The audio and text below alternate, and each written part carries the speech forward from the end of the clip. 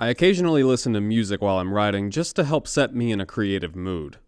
One time I started up some random video game music playlist on Spotify, and a few songs came and went before I eventually was hit with one that hit me so hard I couldn't write anymore. This song is dearly beloved from the Kingdom Hearts franchise, and it happens to be a song that means a lot to me. It gave me such a vivid emotional response that I couldn't help but be brought back to all the time I've spent with the Kingdom Hearts series. I started with these games as they were coming out. I played the first game on the PlayStation 2 way back in the day. I played Chain of Memories on my Game Boy Advance. I played KH2 not long after it came out. I owned and played 358 Days Over 2, but that's where my initial experience with the game stopped. I would have loved to continue with the games, but alas, Square had made the questionable decision to put every non-numbered game in the series on a different handheld system for some reason. I would have had to purchase a PSP specifically for Birth by Sleep, and that was just not in the cards at the time for a lot of reasons.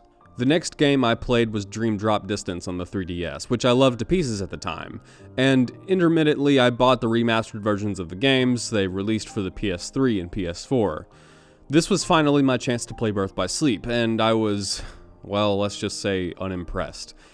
But the series still meant so much to me that I pre-ordered Kingdom Hearts 3. Now, I'm a cheapskate. I don't purchase games at launch, much less pre-order them.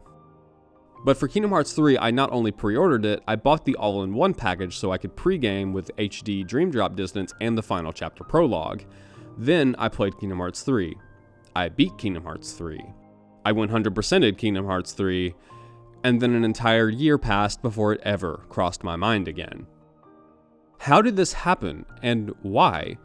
These are the questions I want to answer with this series, for myself. I was enamored with the series for years, and I finally played the third numbered installment, which we had been waiting for like 14 years or so, only for it to pass across my eyes and end with very little fanfare. I struggle to understand what is at the core of my disappointment with the third installment and the series as a whole past a certain point. And that's why I've decided to do an analysis series of every game in chronological order. I will be talking about each game in the order they were released, and the games that came out after that point will not exist yet. This is because, like many long-spanning series with a focus on story, these games have spiraled and retconned so much that that story is almost non-existent in the modern day, and I have a strong feeling that's a big reason why the series has lost me. But is it actually as bad as everyone says it is?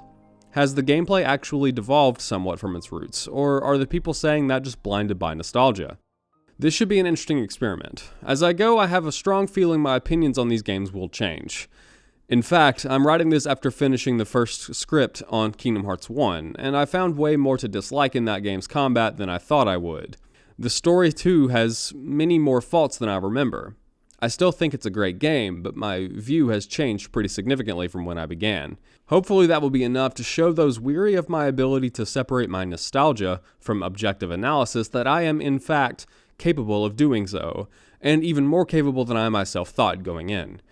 Who knows, by the end of the series, I may find myself with a completely different tone on Birth by Sleep or the third game. I'm open to the possibility, and in fact, I would love to find something to love there because I do want them to be good. I just struggle to remember them that way. Now then, for those of you that aren't interested in Kingdom Hearts, I'm sorry. Rest assured though that I'm not solely going to be doing Kingdom Hearts content for the next 2 years or so. I already have a couple other games that I want to cover, and I intend on not posting a Kingdom Hearts video more than twice in a row.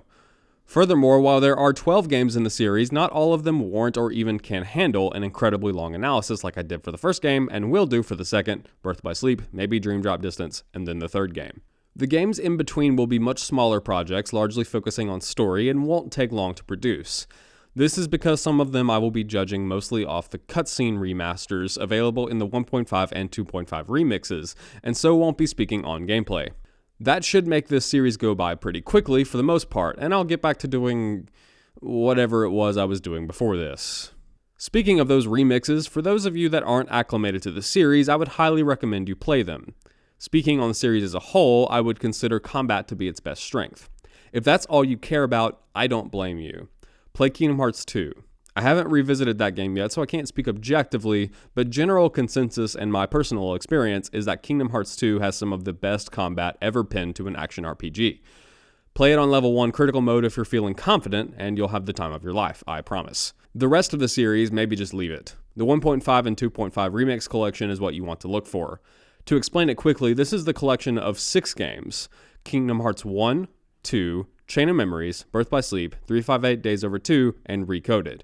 Those last 2 are only presented in remastered cutscenes and aren't full remasters.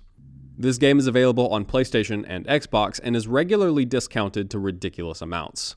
Kingdom Hearts 3 is also on Game Pass if you want to give that a go. If you think the story of the first game is interesting based on my video or just from playing it, the rest of the series may be valuable to you as well. Just play them in chronological order. Don't try to play them in the order the story plays out because the retcons will be confusing 2 games in. But is it even worth your time? Well, like I said, the gameplay hit a massive peak in KH2 and hasn't reached that peak since, at least in my opinion at the time of writing this. Debatably, the story hit a peak in the first game and has only slowly declined since then. Perhaps for some, that peak was Kingdom Hearts 2. Many others think it was Birth by Sleep, though I really struggle with this interpretation. But generally speaking, most people agree that Kingdom Hearts 3 exhibits all of the faults of the Kutsu plot that mark its downfall. So as much as it pains me to say this, no, it probably isn't worth your time to get into nowadays from a story perspective. With as many great games as are out there, perhaps watching someone make a long analysis series on the games will be the best way to experience them. Though, seriously, go play Kingdom Hearts 2. The combat is really good in that game, and I really hope I don't eat these words in a few months. Alright, so that's about all I have to say right now. Be on the lookout for the first video in the Fall of the Kingdom series on Kingdom Hearts 1. It's coming out in... let me check my notes here.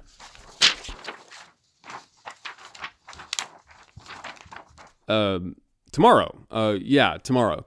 So if you're watching this in the future, it's probably already out and you can just click your screen and watch it.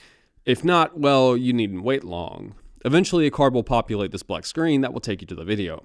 I wouldn't recommend sitting here waiting though, probably just go do something productive and the video will pop up in your recommended sometime soon. Or, subscribe and maybe it'll send you a notification directly. Probably not. YouTube's always changing the algorithm. Anyway, I hope you enjoy and bye.